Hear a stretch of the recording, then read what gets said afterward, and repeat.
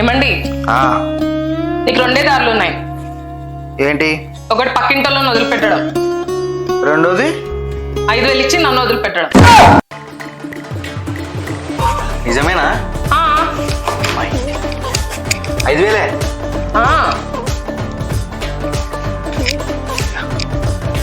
జాగ్రత్త.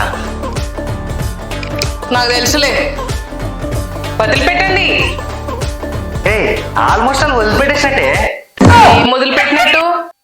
పక్కింటోళ్ళని అక్కడ రమ్మని చెప్తాను, మీరు వచ్చి నన్ను బస్ స్టాండ్ లో వదిలిపెట్టండి.